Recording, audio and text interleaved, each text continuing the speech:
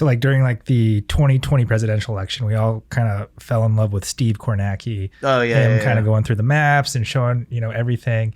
Is that kind of what political data has? You guys like know each district and the makeup and like... Yeah, somewhat. But what we're actually doing is selling hard products. So there's a lot of soft products in politics. So like the Cook Political Report or what the Target book does, and all this kind of analysis, I kind of consider that a soft product.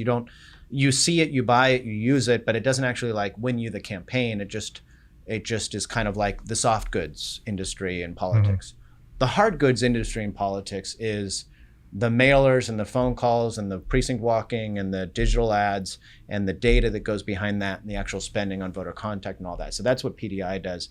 I know that like my friends will be like, oh, you should go do that Steve Kornacki thing and like talk about the districts and stuff like that. And I can do that if I had to, but it's, to me, this is going to sound super stupid and nerdy. I love cutting polling samples. I love like getting in the data, and it's almost like people know what a poll is, and a very select few of your listeners will have actually like been in a meeting with a pollster who's presenting a poll. Some of your listeners will have been in a focus group and been able to watch a focus group and they see this stuff. But days before that happens, that polling firm is contacting these random assigned voters. Days before that happens, they're like setting up their phone banks and doing all these mechanical pieces of polling. And days before that happens, they're on the phone with me saying like, okay, we have to do this poll. We need 600 respondents. They need to be representative of this community, of this people that are going to vote in this election. We need to have another 15% of them be Vietnamese speakers. We need to have the whole sample be representative based on partisanship and turnout and all this. And who's doing that piece of like in the mind, like actually building this database? That's me.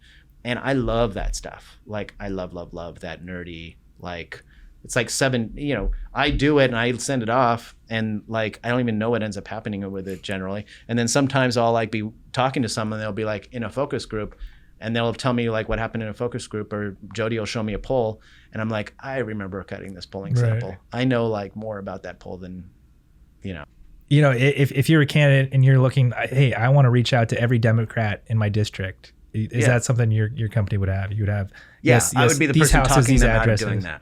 Out of doing that. I would say don't do that. Don't talk to every Democrat. Talk to the Democrats who are likely to vote. And if there is a group of Democrats that's unlikely to vote, you want them to vote, put them into like a field program.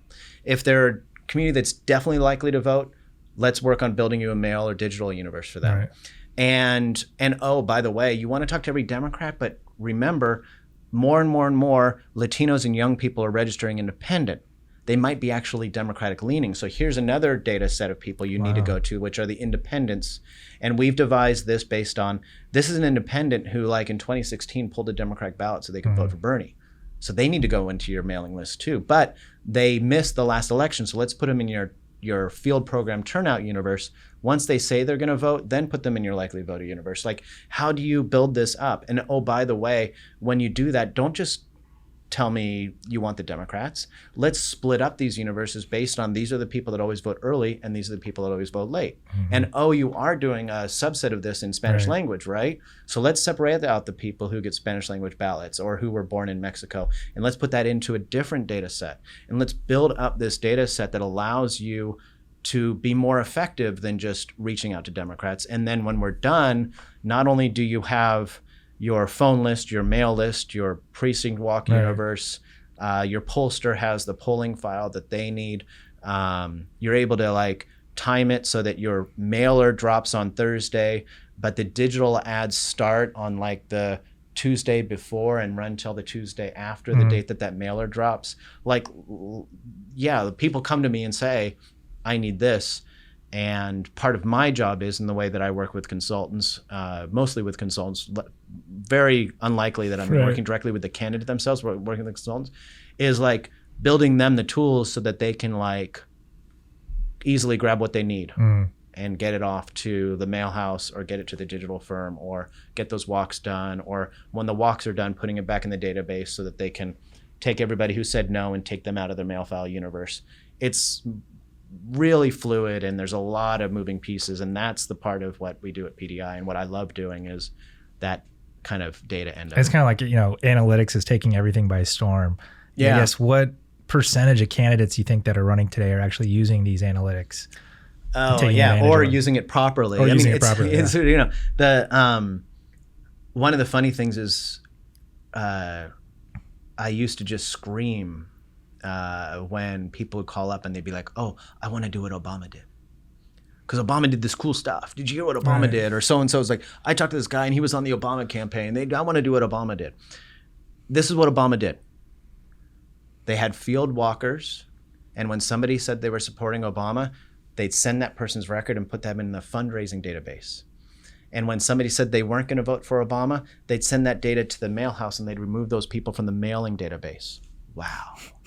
They did basic things good to connect databases. That was one of the key things they did. They also did modeling and stuff like that. But like one of the challenges that we have is that some candidates aren't using kind of basic, good, clean data, proper data, and really basic analytics. Like so-and-so is an independent that pulled a Democratic ballot. Let's consider them a Democrat. Others go the opposite extreme. They're like, I'm running in a school district race and I want to do modeling of all these voters and voter behavior and I want to do targeting based on this modeling and all this kind of stuff. And I'm like, okay, what's that going to cost you? Well, like $50,000. Like for $50,000, you could get out 4 more mailers. Just send out 4 goddamn more mailers. It's more effective than whatever you're going to learn from your modeling. Exactly. Like people use modeling sometimes like they think it's going to win them an election. Modeling's job is to make your expenditures more efficient. It's marginal gains. And if you have a great model, you could probably make all your mail and phone and targeting universes maybe like 2 to 5% more efficient. But that also means that the sum of all those 2 to 5% inefficiencies has to be more than the cost of the goddamn mailing, modeling, right? If you're doing modeling and you're targeting the best universes in the world, but you actually could just be better appropriating those dollars, then it's just a waste of time.